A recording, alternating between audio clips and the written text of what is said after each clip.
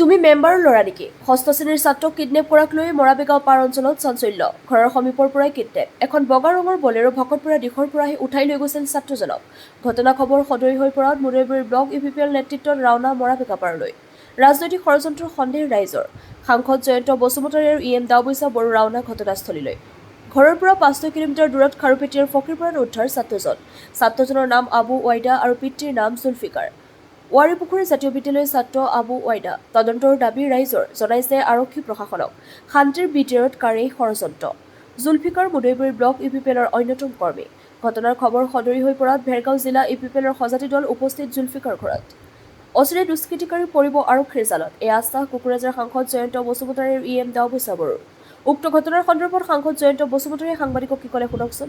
কলাইগাঁৱৰ পৰা ভুৱনমণিয়াৰ report AN live. হয়, এইটো মানে দুখজনক এটা ঘটনা।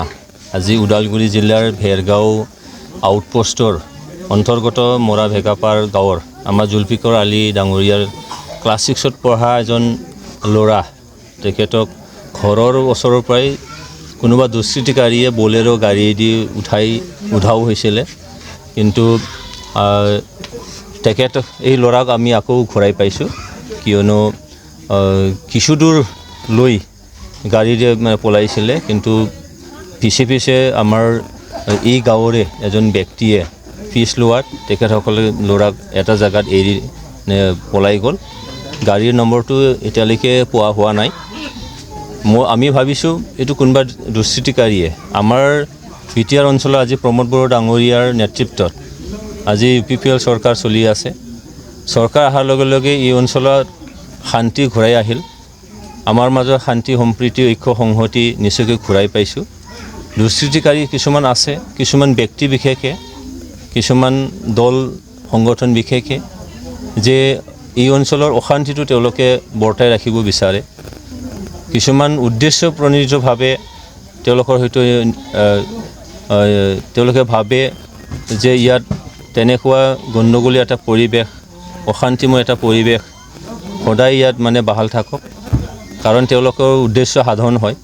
কিন্তু আমি UPPL হিচাপে আমাৰ চৰকাৰে প্ৰমোদ বড়ো ডাঙৰীয়াৰ নেতৃত্বত আমি কেতিয়াও সেইটো লাই দিব নোৱাৰোঁ। নিশ্চয়কৈ দুষ্কৃতিকাৰীসকলক আমি পুলিচক জনাইছোঁ, DCক জনাইছোঁ, SPক জনাইছোঁ, আৰু খুব সম্ভৱতঃ অতি সোনকালে ইয়াৰ লগত যিবিলাকে জড়িত হৈ আছে তেওঁলোকক নিশ্চয় কৰায়ত্ব কৰিব পাৰিব। সোনকালে এইটো যেন কৰে গাড়ীখনৰ নাম্বাৰটো দেখা নহয়, আমি নম্বৰটো আমি দেখাই নাই। কালাৰটো কেনেকুৱা? কালাৰটো বগা আছিল। যিকোনো খবৰ আৰু বিজ্ঞাপনৰ বাবে যোগাযোগ কৰক 7896121996 লগতে 7002537271।